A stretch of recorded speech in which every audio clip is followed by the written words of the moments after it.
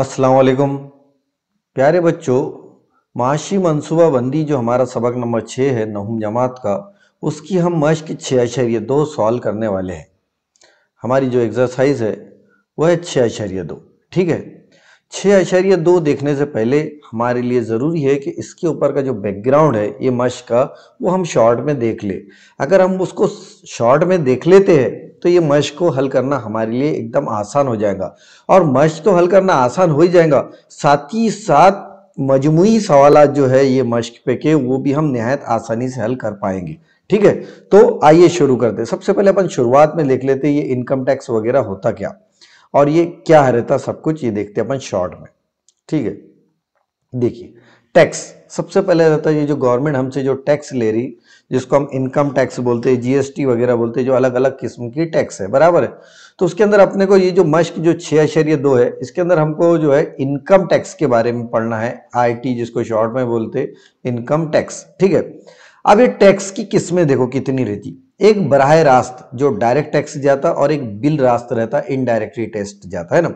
और ये टैक्स जो गवर्नमेंट हमसे वसूलती, इसका फायदा क्या है कि जो गवर्नमेंट हमको मिलती टैक्स देती, तुमने देखे होंगे कि इसका इस्तेमाल बुनियादी सहूलतें फराहम करना है। मिसाल के तौर पर रोटी, कपड़ा, मकान, है ना। जैसे कोरोना के टाइम पर आपने देखे होंगे कि बहुत सारी सहूलत गवर्नमेंट ने हमको दी। किस लिए दी, क्यों, कहां से आया गवर्नमेंट के पास पैसा? ये हमारी लोगों की जो टैक्स है, ये टैक्स का ही पैसा है जो गवर्नमेंट ने हमारे जो फलाह बहबूदी के काम के लिए की, बराबर है। उसके बाद देखे होंगे आपने कि कोरोना के टाइम के अंदर आपको जो टीके दिए गए, हमारे घर के बच्चों को भी दिए गए, घर वालों को दिए, हमने लिए, तो वो भी गवर्नमेंट ने फ्री ऑफ कॉस्ट दी। क्यों दी? क्योंकि गवर्नमेंट के पास हमारा टैक्स का पैसा मौजूद था। वही टैक्स का पैसा फिर गवर्नमेंट क्या करती, तरक्कियाती काम के लिए इस्तेमाल करती, रोड बनाने के लिए इस्तेमाल करती, सड़कें बनाने के लिए इस्तेमाल करती, दवाखाने बनाने के लिए इस्तेमाल करती, बराबर है, ट्रेनें चलाने के लिए इस्तेमाल करती, है ना। तो नई नई फैसिलिटी, हमारे घरों तक पानी किस तरीके से साफ सुथरा पहुंच जाए, हमारे घरों तक के कचरा गाड़ियां आती, तो ये तमाम जो पैसा है, हमारा जो पैसा है, ये गवर्नमेंट उसको हमारे ही फलाह बहबूदी के लिए इस्तेमाल करती। तो इस तरीके से गवर्नमेंट के पास दो किस्म के टैक्स रहते हैं, एक बिल रास्त टैक्स, बराह रास्त टैक्स। बराह रास्त टैक्स अगर हम हमारी जो भी कमाई रहती, कमाई के ऊपर अगर हमारी आमदनी 2.5 लाख के ऊपर है तो हमको टैक्स देना पड़ता, अपन नीचे देखेंगे। ठीक है, एक तो ये है। उसके बाद हमारे पास अगर शॉप वगैरह है, उसकी मदद से जो इनकम आती, उसके ऊपर टैक्स देना है, देखो। उसके बाद जायदाद, अगर हम प्रॉपर्टी का बिजनेस कर रहे हैं, उसके ऊपर टैक्स देना है।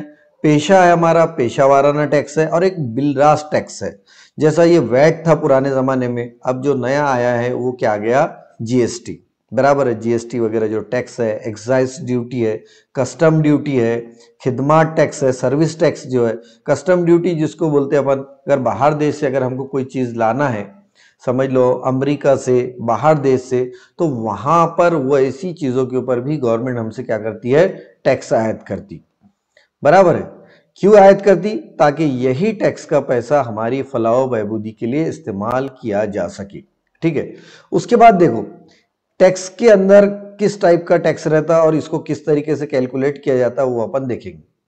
ये देखो, अगर जैसा अभी ये साल, अभी जब मैं ये वीडियो बना रहा हूं, तो वीडियो बनाते वक्त मेरा जो साल है वो है 2023-2024। 2023-24 के अंदर मैंने जितना भी पैसा कमाया होगा, उसका जो मेरा जो साल रहेगा, ये कहलाएगा मेरा फाइनेंशियल ईयर। ये क्या कहलाता? Financial year. ये कहलाएगा मालियाती साल। और अगले साल के लिए मैंने पैसा भरा है, तो और अगला साल जो मेरा कहलाएगा 2024 से लेकर 2025 तक, ये कहलाएगा मेरा 2024 से 2025 तक, ये कहलाएगा असेसमेंट ईयर। क्या बोलते हैं इसको? असेसमेंट, ASSESS, है ना, MENT, असेसमेंट। थोड़ा सा इसको मैं पेन का ये बड़ा, तो ये कहलाता असेसमेंट ईयर। मतलब जो भी मालियाती साल रहेगा, फाइनेंशियल रहेगा, उसके आगे का साल जो है असेसमेंट ईयर कहलाएगा। खाली जगह के अंदर ये सवाल दिया हुआ है कि अगर ये मालियाती साल, अगर इसमें दिया हुआ है 2016-2017, मालियाती साल का असेसमेंट ईयर कौन सा होगा, या मुताल्लिका साल कौन सा होगा, तो उसको लिखेंगे अपन 2017-2018। अगर 2018 और 2019 का उसने फाइनेंशियल ईयर पूछा 2019 और 2020 का, तो उसका असेसमेंट जो ईयर आएगा उसके बाद का था, उसके बाद का साल कौन से आने वाला है, 2020-2021। ये टॉपिक पे मालियाती साल और मुताल्लिका साल, इसके ऊपर खाली जगह के अंदर एग्जाम में सवाल आता ही है। उसके बाद है पैन कार्ड। पैन कार्ड अब आज के ज़माने में जब भी हमको अकाउंट खोलना है तो ये पैन कार्ड, जिसका लॉन्ग फॉर्म होता है परमानेंट अकाउंट नंबर, ये खोलना हमारे लिए कंपलसरी हो गया। इस टाइप का पैन कार्ड आता हो, इसके ऊपर हमारा नाम आता, फोटो आता और 10 डिजिट का एक नंबर लिखा हुआ था, जिसको अपन बोलते हैं पैन नंबर। क्या कहते हैं उसे, पैन नंबर कहते। उसके बाद देखिए, उसके बाद जितनी भी चीज़ें मैं आपको शॉर्ट में बता दे रहा हूँ ताकि आप बोर ना हो। ठीक है, इनकम टैक्स की तहसीब कैसी होती, तनख्वाह कहाँ से आपको इनकम आएंगी, तनख्वाह अगर पेमेंट है आपकी, ये किताब के अंदर भी है, आप किताब के अंदर भी देख सकते हैं, तनख्वाह से आने वाली, घर जायदाद से हासिल आने वाली, अगर आपके यहाँ किराएदार भी है उससे भी आप अगर किराया लेते तो वो भी आपकी इनकम में काउंट होंगी। उसके बाद आप कोई कारोबार करते, वो भी आपके कारोबार में। उसके बाद आपने किसी में इन्वेस्टमेंट करे म्यूचुअल फंड के अंदर, इसके अंदर, और उसके जरिए से भी आपको पैसे आए तो वो भी आपकी इनकम में काउंट होंगी। इसी तरीके से आप यूट्यूबर वगैरह है और वहाँ से भी आपको पैसा आता है तो वो भी इनकम में आपके काउंट होंगी। मिसाल के तौर पर यहाँ पे आपको पेमेंट आपकी 5 लाख है तो यहाँ 5 लाख, ये 5 लाख हो जाएगा। उसके बाद घर जायदाद से आने वाला 50,000 है तो यहाँ पर आपको 50,000 इसके अंदर और ऐड करना पड़ेगा। धंधा कारोबार से आपको 1 लाख रुपया मिलता तो ये भी इसके अंदर इनकम ऐड करना पड़ेगा। मुनाफा आया अगर आपको एक आध साल 50,000 रुपये का मुनाफा आया तो ये भी इसके अंदर काउंट करना पड़ेगा। और समझ लो आपकी, और अगर अलग जराए से इनकम है 10,000 रुपये तो वो भी आपको 1,000 रुपये इनकम करना पड़ेगा। तो इस तरीके से 5 और 1 6 और 1 7, तो इस तरीके से आपकी जो इनकम हो जाएंगी वो हो जाएंगी 7,01,000 रुपये। कितनी हो जाएंगी, ये 7,01,000 रुपये, 7,01,000 रुपये आपकी क्या हो जाएंगी, इनकम हो जाएंगी, काबिले टैक्स इनकम। अब इसमें से ये जो इनकम है आपकी, इसमें गवर्नमेंट ने छूट दी हुई है, तो इसमें से आपको 2.5 लाख रुपये माइनस करना है और जो भी इनकम बचेंगी उसके वो इनकम पर आपको टैक्स देना है।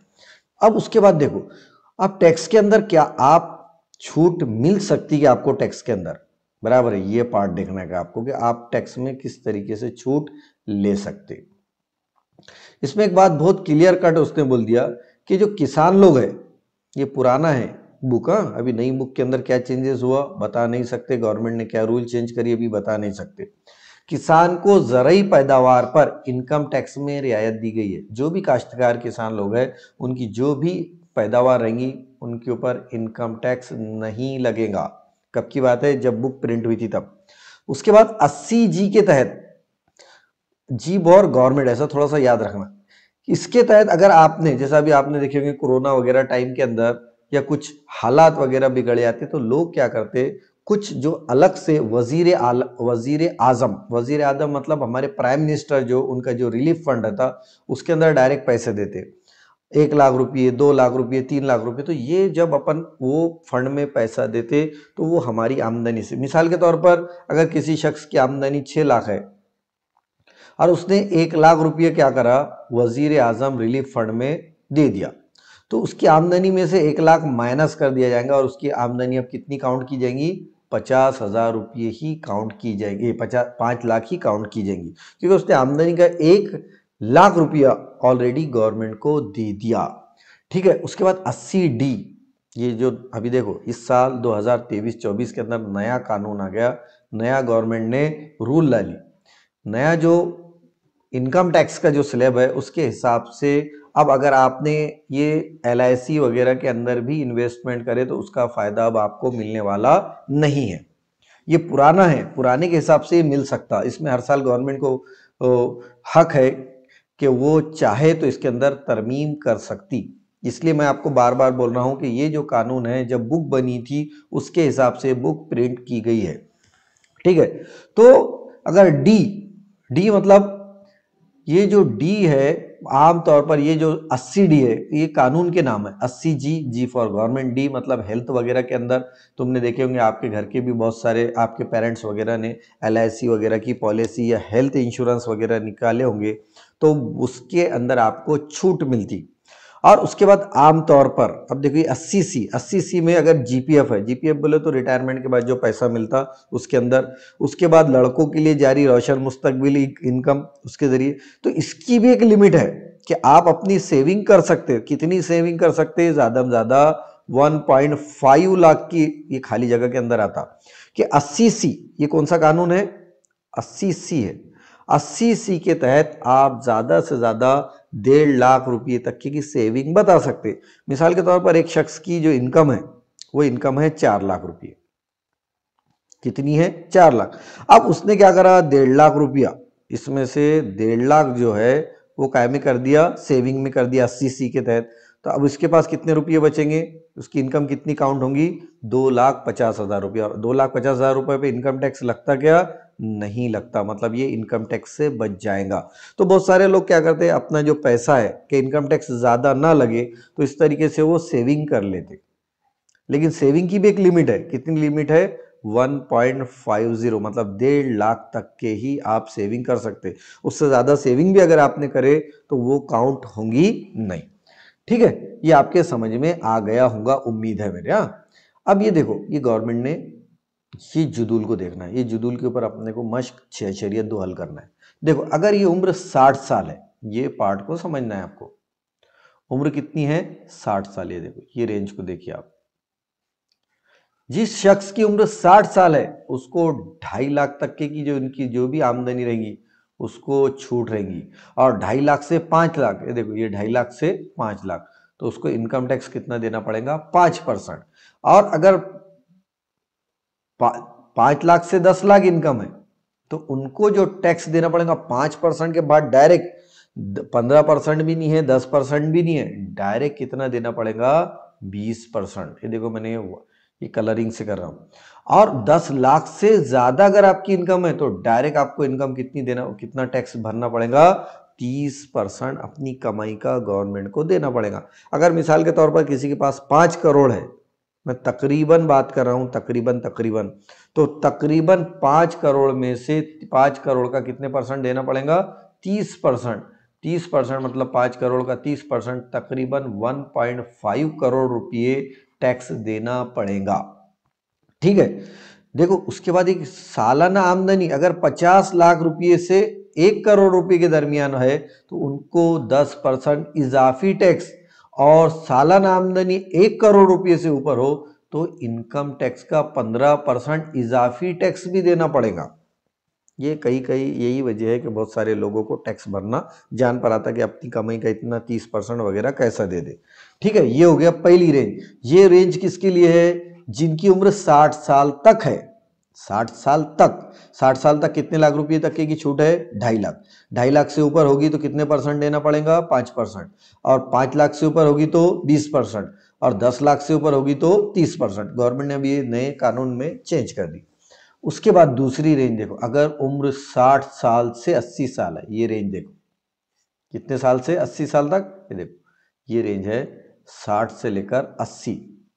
60 से लेकर 80 साल तक 3 लाख तक के छूट है। कितने लाख? 3 लाख। यहां पर कितने लाख तक के है? 2.5 लाख तक। फिर 5 लाख से 3 लाख पर कितने परसेंट है? 5%, बाकी सेम है। उसके बाद 5 लाख से 10 लाख तक, ये देखो, 5 से 10 लाख, इस पे कितना परसेंट? 20%। और 10 लाख से अगर ज्यादा इनकम है तो उस पर कितने परसेंट लगेगा? 30% टैक्स लगेगा। बराबर है, ये सबका सब है। और उसके बाद जो इनकम टैक्स लगेगा उसका भी उसके ऊपर और 2% आला तालमी टैक्स लगेगा और सानवी तालमी टैक्स लगेगा। इसी तरीके से 2%, 1%, 2%, 1%, इस तरीके से टैक्स के ऊपर और टैक्स देना पड़ता आपको। क्या देना पड़ता? टैक्स के ऊपर और टैक्स देना पड़ता है। ठीक है, ठीक है, आपको समझ में आ गया। मतलब जिसकी उम्र 60 साल तक की है उसको 2.5 लाख तक की छूट है। जिसकी उम्र 60 साल से 80 साल है उसको 3 लाख तक की छूट है। और 3 लाख के बाद 20% और 30% वाला ही रेंज है। ठीक है। अब उसके बाद अपन आगे बढ़ते, अगर किसी की उम्र 80 साल के ऊपर है, डायरेक्ट 80 साल के ऊपर, ये देखो यहाँ अपन लिख लेते, यहाँ लिखा हुआ नहीं, 80 साल के ऊपर, 80 प्लस लिखे अपन ने, तो वहां पर उसको डायरेक्ट 5 लाख तक की छूट है। कहाँ तक की छूट है? 5 लाख तक के, उसको 1 रुपया भी टैक्स अदा नहीं करना पड़ेगा। देखो एक बार और समझ लो, 0 से 60 तक कितने तक की छूट है? 2.5 लाख तक की। 60 से 80 तक की कितने की छूट है? 3 लाख तक की, बराबर।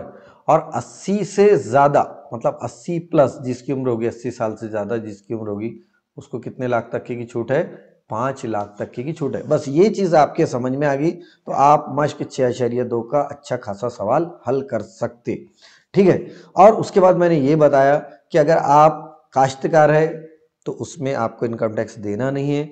उसी तरीके से आपने अगर गवर्नमेंट को पैसा दे दिए वजीर आला रिलीफ फंड के अंदर, तो वो भी आपकी इनकम में टैक्स कट हो जाएगा। और 80C, अगर 80C जो कानून है उसके तहत आप ज्यादा में ज्यादा कितने लाख रुपए तक के का सेविंग कर सकते हैं, कितने लाख बचा सकते हैं? 1.5 लाख तक की इनकम में आप कमाई पर आप छूट पा सकते हैं, ठीक है। तो ये हो गया, आपको समझ में आ गया होगा। अब अपन आगे बढ़ते, मश्क 6.2 शुरू करते, ठीक है। ये मैंने आपको बता दिया। अब अपन इसको क्या करते, इसको थोड़ा सा नीचे ले लेते। इसको नीचे लेने का मकसद ये है कि जब अपन ये मश्क हल करेंगे तो ये जुदूल पर से ही हमको मश्क हल करना है। अब यहां देखिए पहला सवाल, देखिए मश्की सेट 6.2, झैल के जुदूल का मुशाहिदा कीजिए और झैल में दिए हुए अफराद की दी हुई काबिले टैक्स आमदनी पर इनकम टैक्स अदा करना होगा या नहीं, ये लिखिए, ठीक है। यहां लिखना है आपको। पहला देखो, उम्र कितनी है? 27 साल, मतलब ये रेंज में है, पहली रेंज, ये दूसरी रेंज और ये तीसरी रेंज, बराबर है। पहली रेंज मतलब 0 से 60 साल तक कितने लाख तक की छूट है? 2.5 लाख तक। इनकी उम्र, इनकी जो आमदनी है 2.5 लाख से कम है, मतलब टैक्स अदा करना नहीं होगा। तो अपन लिखेंगे नहीं होगा, इनकम टैक्स अदा करना नहीं होगा, आप पूरा लिखिए। दूसरा देखो, ये भी पहली रेंज में आते हैं, देखो 36 साल है, मतलब 0 से 60 साल है। अब इनकी आमदनी 2.5 लाख से ऊपर होगी, मतलब टैक्स अदा करना होगा, इनको क्या करना पड़ेगा? टैक्स अदा करना होगा। इनकी भी आमदनी, उम्र 44 साल है, उम्र पर ही है सब, मतलब ये रेंज में, पहली रेंज में हो, 2.5 लाख से ऊपर है, मतलब इनको भी टैक्स क्या करना पड़ेगा? अदा करना पड़ेगा। उसके बाद ये 64 साल वाले, देखिए ये 64 साल वाले, इनको भी 3 लाख तक की ही छूट है, लेकिन इनकी तो 5 लाख के ऊपर है, मतलब जाहिर सी बात है इनको भी टैक्स अदा करना पड़ेगा। और 64 साल वाले, इनको भी टैक्स अदा करना पड़ेगा। अब 81 साल वालों को देखो, ये 81 साल वाले कौन से रेंज में आते? तीसरे नंबर के। 81 साल वालों को कितने लाख तक की छूट है? 5 लाख तक, जबकि इनकी इनकम कितनी है? 4.5 लाख ही है, मतलब इनको इनकम टैक्स नहीं अदा करना होगा, नहीं अदा करना होगा, इनको इनकम टैक्स अदा करना नहीं होगा, ठीक है। ये बात आपके समझ में आ गई। अब अपन 62वां सवाल हल करते, 62 का दूसरा सवाल हल करते। सवाल नंबर 2 देखिए, इसको अच्छे से देखना है आप, ठीक है। श्री करतार सिंह, इसको थोड़ा सा बड़ा कर देता हूं मैं ताकि आपको सवाल और क्लियर दिखे। ये देखिए, श्री करतार सिंह, उम्र कितनी है? उम्र भी बता दिया, उम्र है 48 साल, बराबर है। मतलब कौन सी रेंज में आएंगे? पहली रेंज में आएंगे, 0 से लेकर 60 साल तक। और इनको जो छूट है इनकम टैक्स में वो कितनी है? 2.5 लाख तक। अब निजी कंपनी में, निजी मतलब प्राइवेट कंपनी में मुलाजिमत करते हैं, मुनासिब भत्ता छोड़कर उनकी जो तनख्वाह है, माहाना तनख्वाह बोला उसने, माहाना तनख्वाह। और जो इनकम टैक्स जो काउंट होता वो सालाना होता, क्या होता? सालाना। अभी इनकी माहाना है तो अपने को सालाना आमदनी पहले मालूम करना पड़ेगा। तो हल में लिखेंगे अपन,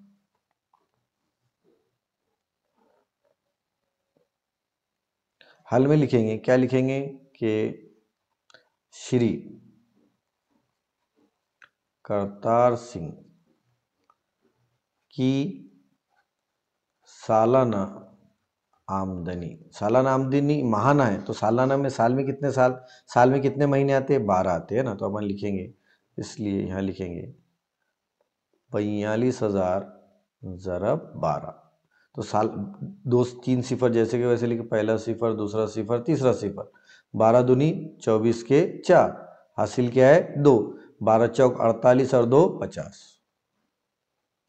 अब इनकी आमदनी कितनी होगी, 5,04,000 रुपये इनकी क्या होगी, आमदनी होगी। तो आमदनी को अपन क्या करेंगे, जो है ये जो कलर है ये हरे कलर से बताता हूं मैं कि भाई ये आमदनी होगी, ये क्या होगी, आमदनी। आमदनी को अपन ने ग्रीन से बताया, ये हमारा इनकमिंग हो गया, ये आमदनी होगी, बराबर। अब ये आमदनी, ये होगी आमदनी। अब आमदनी के बाद हमको क्या बताना है कि इनका खर्च वगैरह क्या है। वो प्रोविडेंट फंड में हर माह 3,000 रुपये खर्च करते, तो इसको बोलते हैं मिन्हा। क्या बोलते हैं इसको, मिन्हा। ये पहला टॉपिक है, ये आमदनी होगी। अब अपन दूसरा पार्ट कर रहे हैं मिन्हा। मिन्हा भी कैसा निकालना पड़ता है, सालाना। किसमें, प्रोविडेंट फंड में। मिन्हा पीएफ में, पीएफ में कितना करते, महाना, है ना। तो हर माह कितना करते हो, 3,000। तो सालाना कितना हो जाएगा, फिर लिखो सालाना। तो अपन लिखेंगे 3,000 ज़रा 12 मतलब कितना, 3,600, 36,000 रुपये। तो ये होगी उनका मिन्हा। ये मतलब ये कम हो जाएगा आमदनी में। उन्होंने 15,000 रुपये नेशनल सेविंग सर्टिफिकेट NSC, ये भी कम हो जाएगा, तो इसके अंदर लिखो। और कितने किए, 15,000 रुपये, तो इसमें 15,000 जमा करो, 15,000 रुपये। तो टोटल मिन्हा कितना हो गया, तो ये टोटल मिन्हा हो गया उनका, सिफर सिफर सिफर, 5 और 6 11 का 1, हासिल का आया 1, और ये हो गया 51,000 रुपये इनका, इन्होंने सेविंग करे। उसके बाद उन्होंने और क्या करे, 12,000 रुपये क्या करे, वजीर रुपये का अतिया वजीर आजम पीएम केयर फंड में जैसा करे थे उसमें भी दिए। तो तीसरा जो करे अपन ने, उन्होंने कौन सा, 80D के तहत हमने गवर्नमेंट का क्या लिखे, 80G, और ये किसके तहत है, 80C। कितना करे, कितने, 12,000 रुपये। तो कुल इनकी जो इनकम कम हो जाएंगी, इसमें से हो जाएंगी 63,000 रुपये। तो काबिले टैक्स कितनी हो जाएंगी आमदनी, वो देखेंगे अपन। तो काबिले टैक्स आमदनी क्या करते हैं अपन, इसको अच्छे से समझना है आपको। अब इसमें से, अब यहां पर देखेंगे अपन काबिले टैक्स आमदनी, तो यहां लिखेंगे अपन काबिले टैक्स आमदनी। टोटल आमदनी कितनी थी उनकी, 5,04,000 माइनस कितनी तफरीक हो जाएंगी उसमें से, 63,000। कितना बचेगा। इस टाइप के सवाल के अंदर मैं आपको बार बार बोलता हूं कि आपको क्या करना है, अगर हमको ये भी आती तो हम क्या करेंगे, नीचे रफ वर्क करेंगे, यहाँ पे साइड में कोने में हाशिया जो रहता है, हाशिया के अंदर करना है। तो अपन क्या करेंगे, 5,04,000 में से 63,000 को क्या करेंगे, तफरीक करेंगे, सिफर सिफर सिफर, ये 4 4 में से 3 गया 1, यहाँ हो जाएंगे 10, 10 में से 6 गए 4, और ये बचेगा 4,41,000। तो काबिले टैक्स इनकम जो होगी उनकी, वो होगी 4,41,000। अब हमको छूट है, हमारी जो भी आमदनी है उसके बाद छूट है, कितने की छूट है, 2.5 लाख रुपये की। तो अपन क्या करेंगे, 4,41,000 रुपये जो है उसमें से 2.5 लाख रुपये अपन तफरीक कर देंगे। कर दो तफरीक। अब तफरीक करने के बाद कितना बच्चा, 1 2 3 सिफर है, तो ये 1 2 3 सिफर लिख दिया अपन ने। उसके बाद ये 1 है, 1 में से सिफर गया, यहाँ पर भी 1 बचेगा। अब यहाँ पे 4 है और यहाँ पर है 5, 4 में से 5 नहीं जाते, एक उधार लिए 14, 14 में से 5 गए, ये बचा 9। यहाँ बचा कितना, फिर 3, 3 में से 2 गया 1। तो उनके पास जो पैसा बचा अब जिसके ऊपर इनकम टैक्स अदा करना है वो है 1,91,000। और जो इनकी कुल आमदनी जो है ये 5 लाख से कम है, इसलिए इसका जो टैक्स लगेगा कितने %, लगेगा सिर्फ 5%। तो अपन लिखेंगे 1,91,000 का कितने फीसद, 5%। देखो एकदम आसान तरीका है, 1,91,000 का मतलब काय की अलामत, ज़रब की अलामत, फीसद मतलब 5/100। 2 सिफर से 2 सिफर कट गए, एकदम आसान है बेटा। देखो 5 सिफर सिफर, 5 एका 5, 5 9 45 के 5, हासिल क्या है 4, 5 एका 5 और 4 9। तो ये हो गया इनकम टैक्स। कितना 9,550 रुपये। ये इनको क्या करना पड़ेगा, टैक्स अदा करना पड़ेगा। अब ये जो टैक्स आया इसके ऊपर दो टैक्स लगते। एक लगता आला तालीमी टैक्स। अब इसको लिखो आला तालीमी टैक्स, अपन लिखेंगे आला तालीमी टैक्स। लिखो आला तालीमी टैक्स किसके ऊपर लगता, इसके ऊपर लगता, टैक्स के ऊपर टैक्स लगता। ये 1,91,000 पे टैक्स नहीं लगेगा, बल्कि ये जो टैक्स आया हुआ है इसका टैक्स लगेगा। इसका कितना परसेंट लगेगा, 2%। तो निकालो अब इसका 5,09,550 का कितने परसेंट, 2%। तो लिखेंगे अपन 9,550 ज़रब 2/100। एक सिफर से एक सिफर कट गया, ज़रब करो इसकी। 5 दूनी 10 का सिफर, हासिल का आया 1, 5 दूनी 10 और 1 11 का 1, हासिल का आया 1, 9 दूनी 18 और 1 19, बराबर है। इस तरीके से एक बार और देखो, 2 पंजे 10 का सिफर, हासिल का आया 1, 2 पंजे 10 और 1 11, हासिल का 1, 2 9 18 और 1 19/10। यहाँ से ये कट गया तो ये आ गया 191, है ना, 191 रुपये। ये हो गया उसका 2%। ठीक है। अब इसी का अपने को 1% सानवी तालीमी टैक्स। अब ये आला तालीमी टैक्स हो गया। अब उसके बाद कौन सा है, सानवी टैक्स, सानवी तालीमी टैक्स। आज लिखने में जरा तकलीफ जा रही मुझे। ये 1% लगता, तो अपन लिखेंगे 9,550 का 1%।